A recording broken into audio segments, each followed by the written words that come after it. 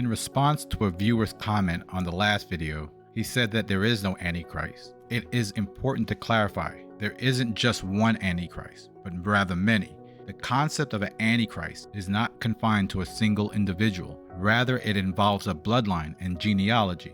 I think that's the confusion. Unfortunately, we have been misled into focusing on superficial factors like skin color. The truth is that skin color should not be the basis for judgment, as it is merely a deceptive distraction. Color in this society undeniably matters, that's a fact. However, my point is that it shouldn't matter, not because of some absurd notion that we are all the same under the skin, because in reality, we are not.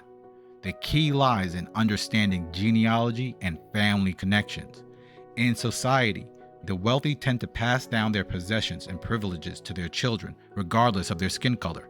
The practice highlights the significance of bloodlines and family ties over the notion of equality based on color. While Christianity promotes the idea that everyone can be saved, the reality is the Bible and real-life experiences reveal the importance of bloodlines and ancestral connections. To be clear, there are certain bloodlines that hold a special status under the Most High's destruction list and are exempt from any type of salvation.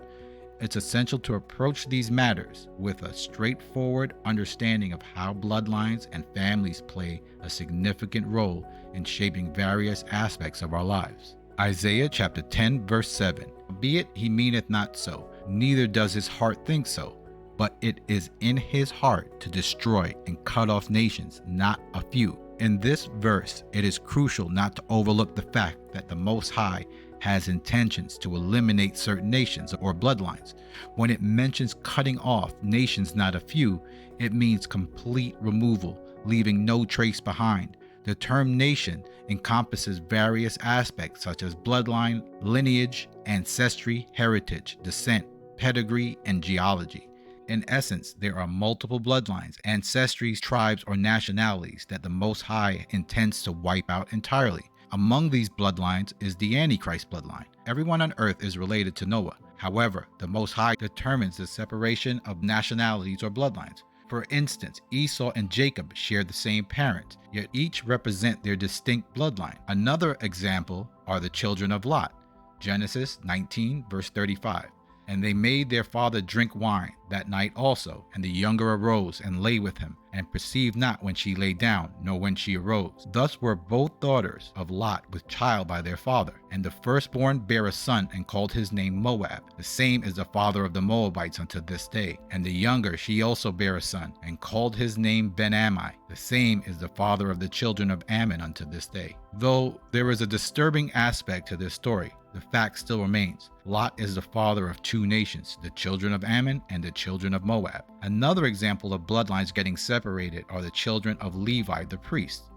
Ezekiel chapter 44 verse 9. Thus saith the Most High Elohim, no stranger uncircumcised in heart nor uncircumcised in flesh shall enter into my sanctuary, of any stranger that is among the children of Israel, and the Levites that are gone away far from me, when Israel went astray, which went astray from me after their idols. They shall even bear their iniquity, yet they shall be ministers in my sanctuary, having charge at the gates of the house, ministering unto the people. They shall slay burnt offerings and sacrifice for the people, and they shall stand before them to minister unto them, because they ministered unto them before their idols, and caused the house of Israel to fall into iniquity. Therefore have I lifted up my hand against them, saith the Most High. They shall bear their iniquity. They shall not come near unto me to do the office of a priest unto me, nor to come near to any of my holy things in the most holy place. But they shall bear their shame and their abominations which they have committed. But I shall make them keepers of the charge of the house, for all the service thereof, and for all that shall be done therein. But the priests, the Levites, the son of Zadok, that kept the charge of my sanctuary, when the children of Israel went astray from me, they shall come near to me, to minister unto me. They shall stand before me to offer to me the fat and the blood, saith the Most High Elohim. This segment of Ezekiel is about the kingdom. After the fourth kingdom spoken about in Daniel and in Revelation is put down, and the third and final temple will be built on earth, only the sons of Zadok are eligible to serve as priests to the Most High. The other Levites who have disobeyed the Most High's commandments are permanently barred from this sacred duty and cannot be forgiven. There is no sacrifice or believing in Christ that can cleanse them. They will not be allowed to approach, touch, or handle the holy things. Instead, their responsibility will be to do sacrifices and to monitor the door. The Bible and the Most High Himself emphasize the significance of genealogy. Despite the mixing of people, the bloodlines all remain intact. Our perception is clouded by focusing on color, but the Most High possesses all the family knowledge and is aware of each individual's rightful family heritage. He has all the genealogies in His head, and He knows who belongs to what family. Matthew 25:31. When the Son of Man shall come in His glory, and all the holy angels with Him, then shall He sit upon His throne of glory, and before Him shall be gathered all nations, and He shall separate them one from another, as a shepherd divides his sheep from the goats. So when Yeshua is in His kingdom and sitting on His throne, before Him shall be all genealogies, and He will separate them one from another. The analogy of the sheep and goat emphasizes how straightforward it will be for Yeshua to distinguish each nation. The frequent references to sheep and goat in Christianity aims to divert the attention from the initial part of the verse that states the gathering of all nations. It's all a ploy to confuse people on what Christ or Yeshua will do when He shows up. He will separate all nations, each from another. So two things should be evident at this point. All nationalities are intact, and the second, there are things that have been done in history that cannot be forgiven. What the Levites did cannot be forgiven, and what the Antichrist bloodline has done cannot be forgiven. So what is the Antichrist bloodline? Let's figure this out by reading Revelation 19:11.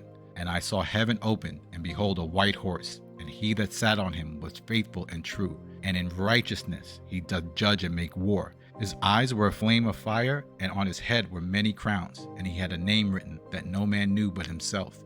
And he was clothed with a vesture dipped in blood, and his name is called the Word of Elohim. The armies which were in heaven followed him upon white horses, clothed in fine linen, and white and clean. And out of his mouth goeth a sharp sword, that with he should smite the nations, and he shall rule them with a rod of iron.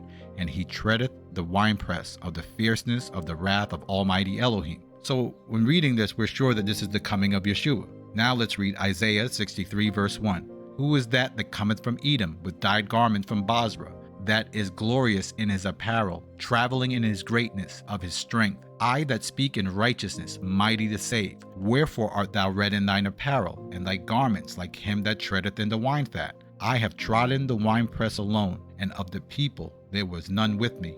For I will tread them in mine anger, and trample them in my fury, and their blood shall be sprinkled upon my garments, and I will stain all my raiment. For the day of vengeance is in my heart, and the year of my redeemed is come. And I looked, and there was none to help, and I wondered that there was none to uphold. Therefore my own arm brought salvation unto me, and my fury it upheld me.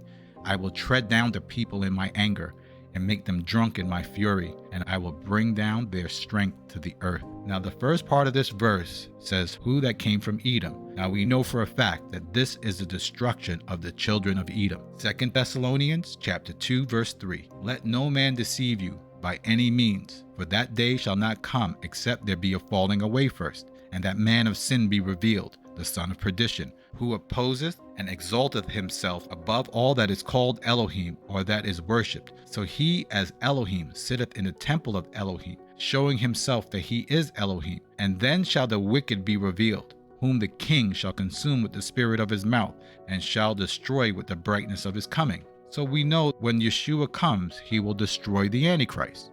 So now let's put all these verses together, and let's take a look. Revelation 19:13, Revelation 19:15, Isaiah 63:1, and Isaiah 63:3.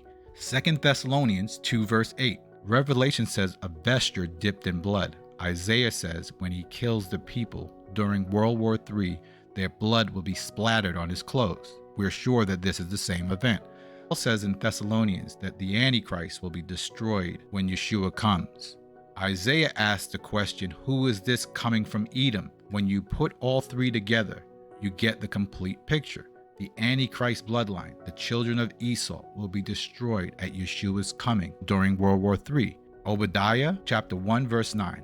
And thy mighty men, O Teman, shall be dismayed, to the end that every one of the mount of Esau shall be cut off by slaughter. And the house of Jacob shall be a fire, and the house of Joseph a flame, and the house of Esau for stubble. And they shall kindle in them and devour them, and there shall not be any remaining of the house of Esau, for the Most High has spoken it. It's a common belief that people, through praying, can change the mind of the Most High. But once a decision is spoken, it remains unaltered. The Most High intends to eliminate other nations as well. The children of Esau, who will not be saved, are on the top of the list. As the ruling bloodline on the earth, they are ineligible for forgiveness and will face destruction. There will not be any remaining of the house of Esau, because the mouth of the Most High has spoken it. Thank you for watching, and see you in the next video.